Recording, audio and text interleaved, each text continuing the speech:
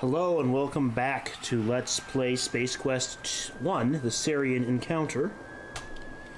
We've just crash-landed our escape pod from the doomed starlab Arcada on this planet of Kerona, which our autonav system found. This ridge of sand helped stop the pod. Now, this game was released in 1990, like I mentioned before, and the name of the planet that we're on is Kerona. This is 30 years before the coronavirus destroyed the universe, basically. That's reassuring.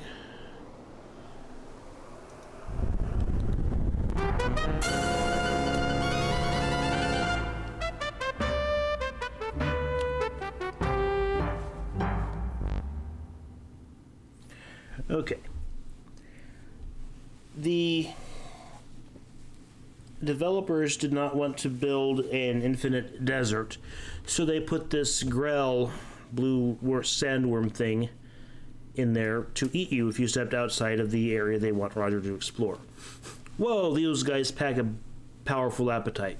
Did you feel the way that thing just chomped right through your skeletal system? That had to hurt. The grell burps in solitary satisfaction. He doesn't often get nice warm meals like you. And that is why we save early, save often, save compulsively.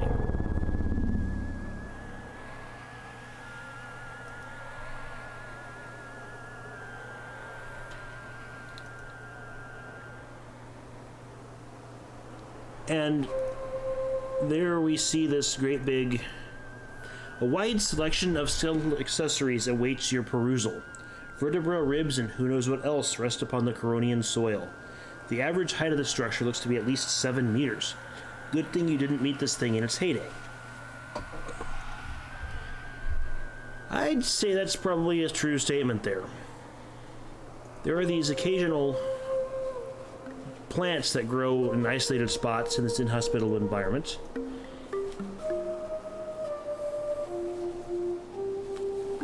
You snag a small cluster of leaves from the gooey plant.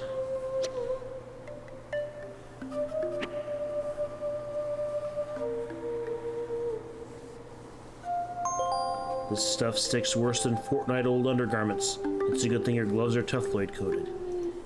Excuse me a moment, I need to go wash my hands.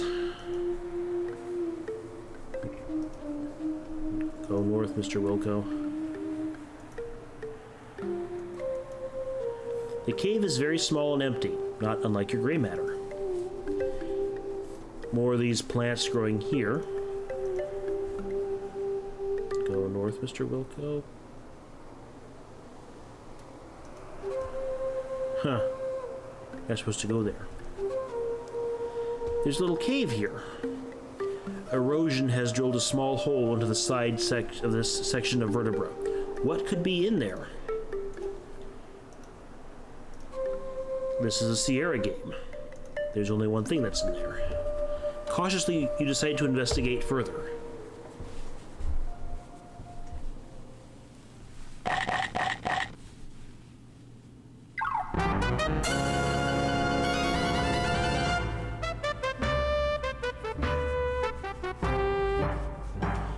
That should teach you not to be messing around in strange holes. Yep. It's a Sierra game. What's that? It looks interesting. Although hard to tell from where you're standing, it might be a sign. If you got closer, maybe you could read it. Okay, well, we'll add that to our to-do list and keep going in this general direction. And there's a skull cave.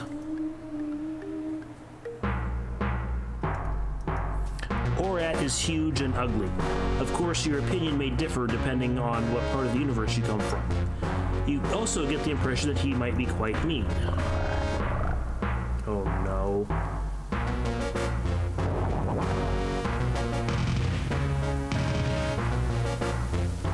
Orad has transformed you into a new piece of recreational equipment. Along with finding this treatment extremely rude, you don't survive it.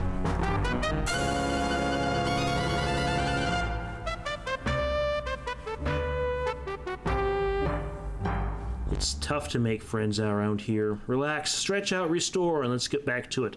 There's adventuring to be done. All right.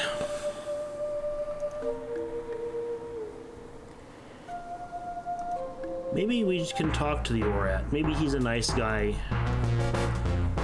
Though normally known for his intellectually stimulating conversation in the monster and beast community, Orat seems limited to grunts in the way of response to your probing questions. The stench? Phew, not even a text adventure would attempt that description. You wouldn't want to do that. From the stench, you can make an educated guess and isn't a pleasant one. Okay, let's get out of here. There's not much we can do with Orat just yet. We could try giving him our various inventory items, but, you know, we're an adventure game character. We hoard inventory items and only use them when necessary. And we can apparently walk on the tail of this thing.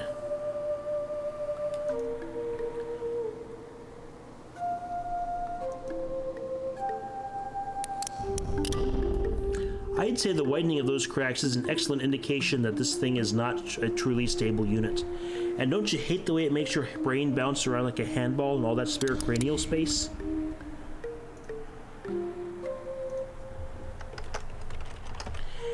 If you've ever played King's Quest II, you know there's a bridge in Kolyma that does the whole braking thing. Out at the corner of your eye, you spot an object hurtling toward from the greenish atmosphere toward the parched surface you currently occupy.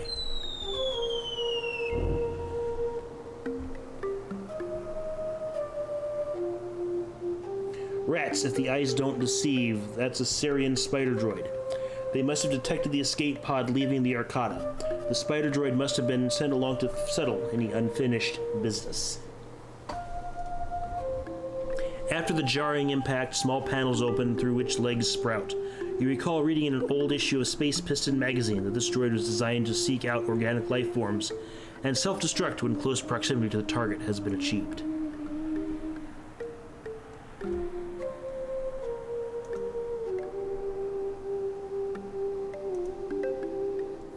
In the original AGI version, this would have been a pathfinding puzzle. Narrow walkways that you have to keep your character between the edges of. In SCI, with the point-and-click interface, they largely got rid of those and let the engine do the pathfinding for the most part.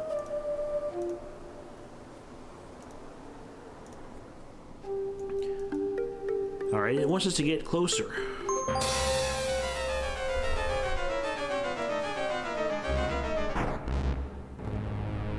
Hey, what's the deal here? That elevator doesn't lower. It sucks.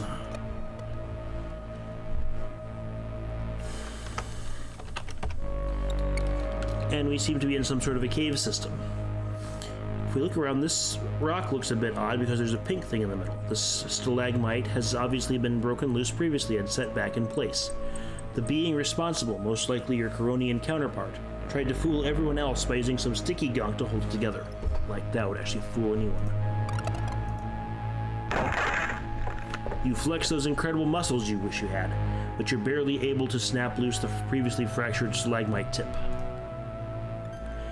If you hadn't picked up the pink plant from upstairs earlier, this is simply a piece of sticky, stinking, rotting plant. You could get another piece of it here.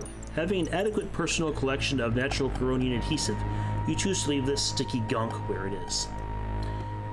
Sierra throws you a lifeline here, because you can't go back up the elevator.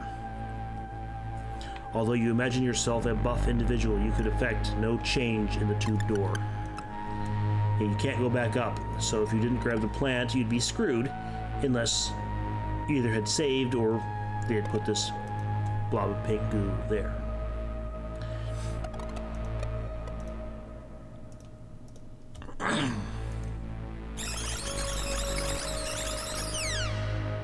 Crunch, crunch, crunch.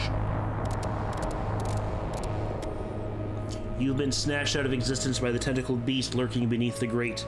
You feel the painful sting of digestive fluids.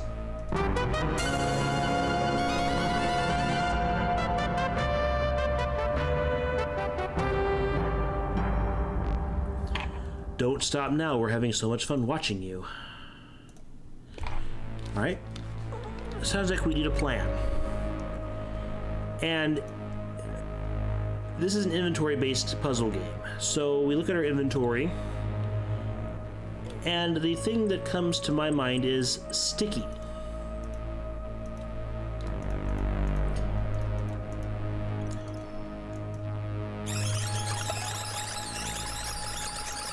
If we throw it the sticky goo, it'll get stuck in it, right?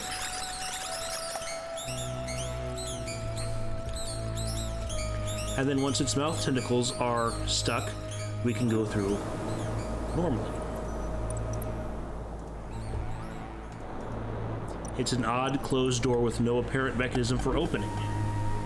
You're unable to open the door by hand. No amount of screaming will open this door.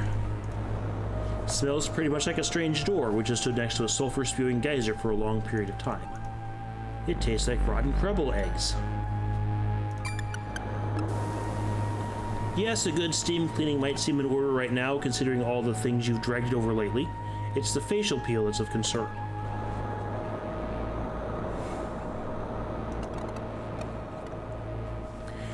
Again, with the inventory, there's a hole in the top of this rock, and we have a cone-shaped piece of rock. Maybe if we put the rocks together, it'll open the door. And that's why it was stuck back on that rock outside there. It's kind of the key to this door.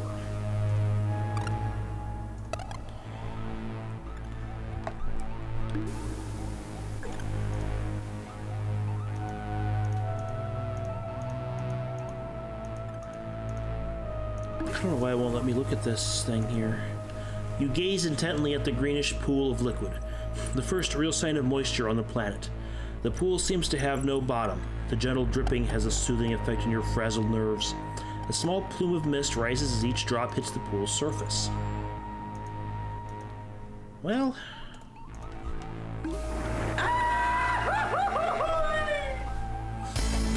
Well, Scott, it looks like Roger's done it again. It sure does, Mark. Let's run that one again with the aid of our new How He Blew It cam and chalkboard.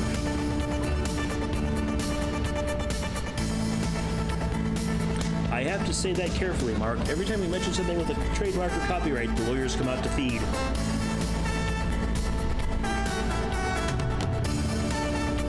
Instant replay! Now this is where Roger makes the fatal move. And we can all see the result of that mistake. I don't know about you, Scott. Personally, I like to know exactly what I'm messing with before I actually mess with it. I guess he'll know better next time. Ouch.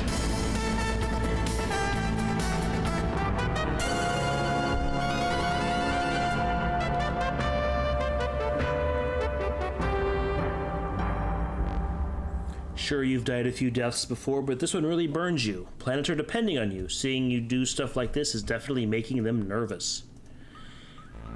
Alright, this puzzle at least has a simple solution. Don't mess with it.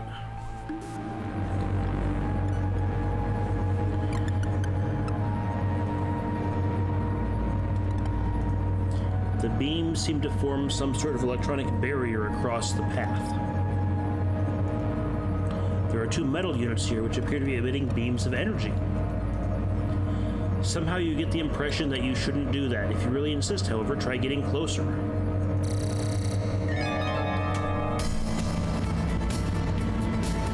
Well, Scott, it looks like Roger's done it again. It sure seems that way. For those who might have missed that last move by Roger, or if, like me, you just want to see another look at it, let's roll it again. Instant replay.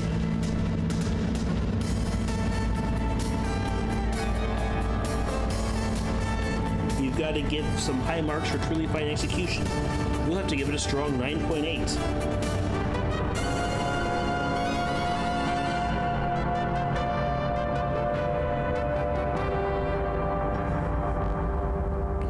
You found quite a number of forms to transform yourself into. This is the first time you've been wafer style. All right.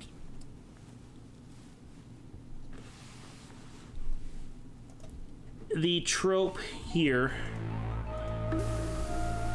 is reflecting laser beams of doom back. I don't know why it's not animating there.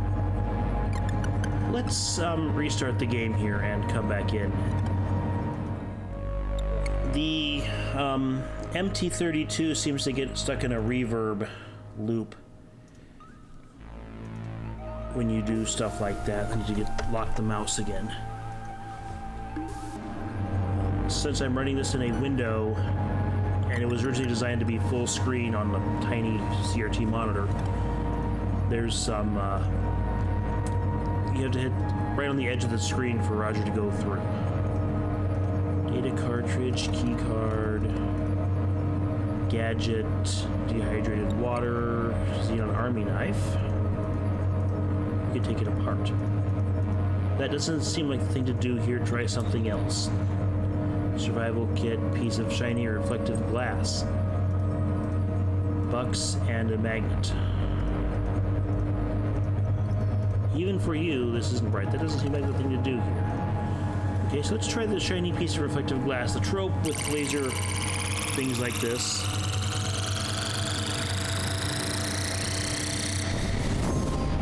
you have quite cleverly turned the beam upon itself, frying and fusing it into a state of inoperability.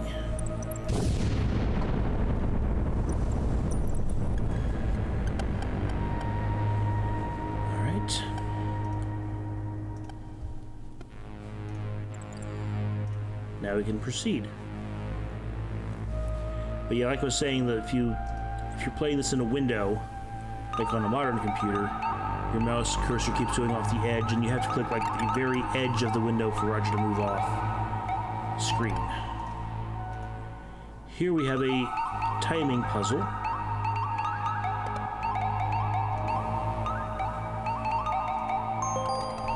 I hate timing puzzles. This one, this is, like they said, the third time I've done this. So hopefully I've gotten good at it. Alright, I'm going to save right here again. Like I said, compulsively save. As soon as you enter the room, you find yourself surrounded by darkness. Suddenly you become aware of the fact that you cannot move or speak. A strange, unknown force has taken over. A massive holographic image appears before you. It begins to speak, and the music from 2001: A Space Odyssey starts playing. Unfortunately, he doesn't seem to speak our language, or vice versa. Ouch.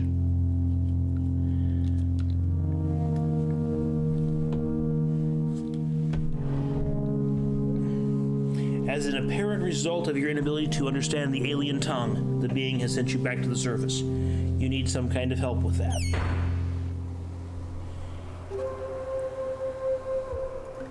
And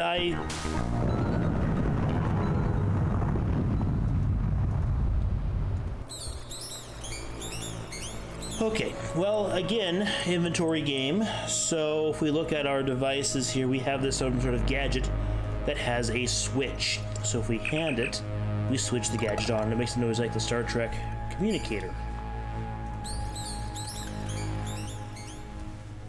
As soon as you enter the room, you find yourself surrounded by darkness. Suddenly you become aware of the fact that you cannot move or speak. A strange, unknown force has taken over. A massive holographic image appears before you. It begins to speak.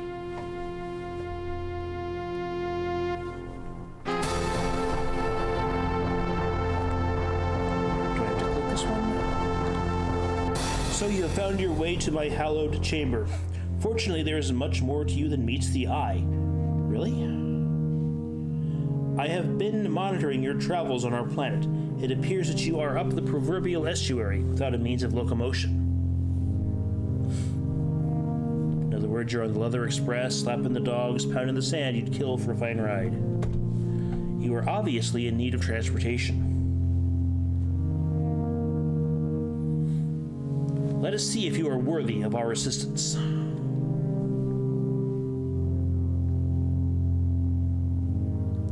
On the surface lives a beast called Orat.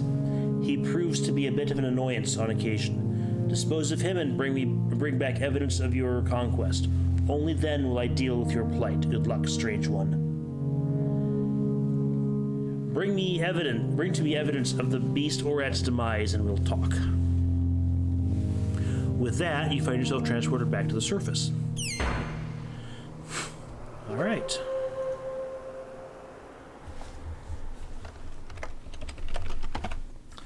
So Orat was a gentleman, or not really gentleman, that we'd found in this skull-shaped cave in the next screen. And if Roger would have moved out of his own way, we could have avoided that little mess there. And there's two ways to dispose of Orat. You shiver at the sight of the spider droid entering the cave on its spindly legs. The cold metallic body searches for something to get up close and personal with. This could be interesting. Now that was cool. That killed two problems with no stones. You reach down and take the Orat part in your hand. Some of it oozes to fill the space between your fingers. All right, the other way to deal with Orat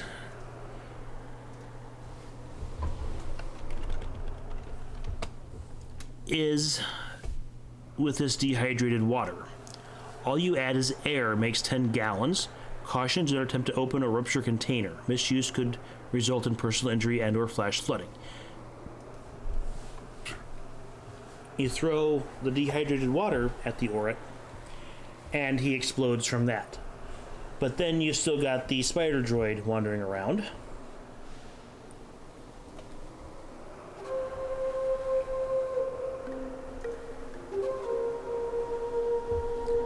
Alright. Okay, keep going.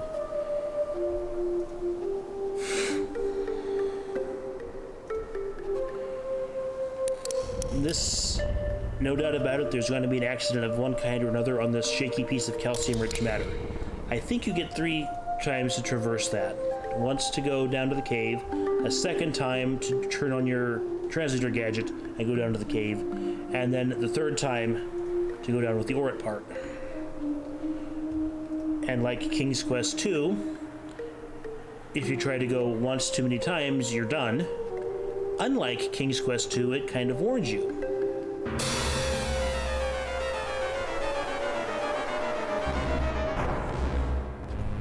I bet you're getting to truly hate this elevator. That guy is still stuck.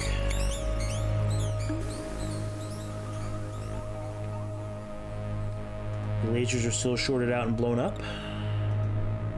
So I don't really have to bother with them anymore. Which leaves just the drippy acid here.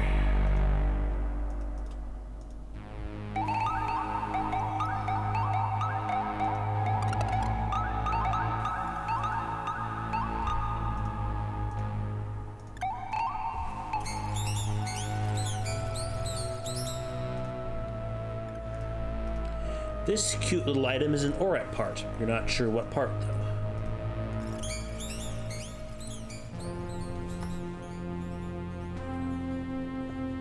Again, the massive holographic image appears before you. So you have returned. Do you have proof of the destruction of Orat? If so, drop it before me. You drop the Orat part to the ground. The vision is silent as a dainty morsel splats to the dry soil. You are startled by a rumbling. Suddenly, an oddly shaped door comes into view and slowly opens. You hear a voice, different this time, beckoning you to step forward.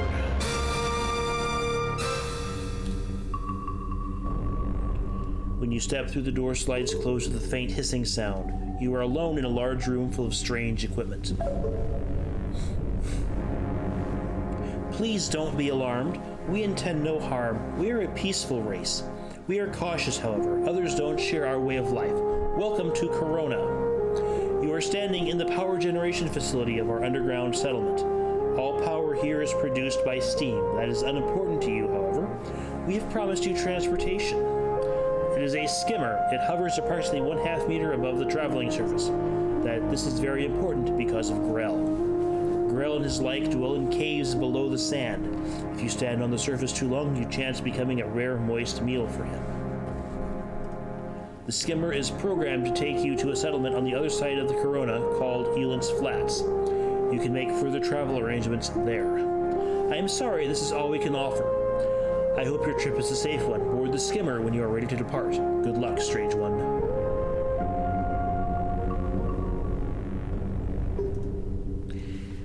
All right. We're at the power facility, and there are two things here of interest. One is the skimmer. As described, it's a sand skimmer, and it looks like it has skimmed quite a bit of sand in its time. On it is a panel which has a small readout, currently dark, and a keyhole with a key in it. There's nothing visible on the computer screen. From the looks of these pipes, even the computer is powered by steam. You might need to insert a data cartridge for this thing to work. A data cartridge, you say?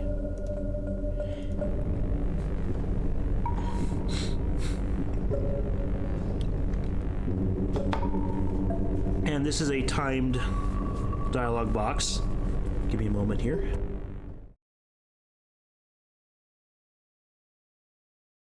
I wonder if the MT-32 was that glitchy in the old days. There we go.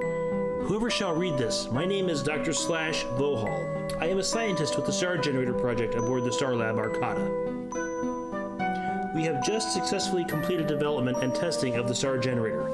During this time, I have come to believe that our progress has been monitored by others. I fear that the Starians may have learned of our mission.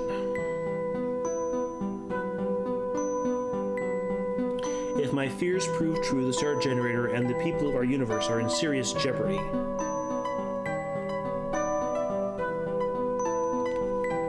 The Star Generator is a miraculous device. Used as intended, it will help preserve life for eons to come.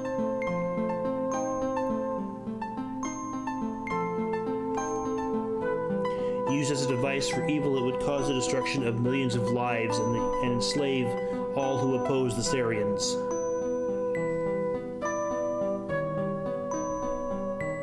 Encoded within this cartridge are all the plans and specifications for the construction of the Star Generator.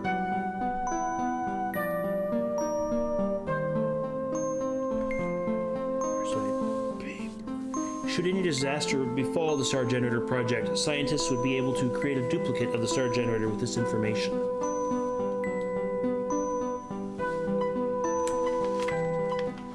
Please guard it with your life and return it to the Xenon ruling body as quickly as possible. Important note, the Star Generator is capable of self-destruction. This was introduced to the system as a precaution.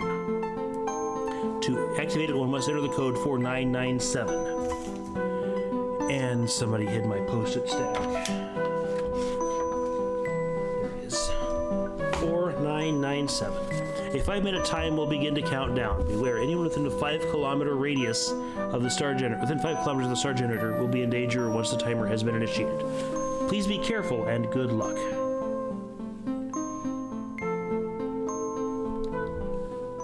Alright, and then the trick here is to take the cartridge back with you. If you leave it with the Keronians, you get the bad enemy. Alright.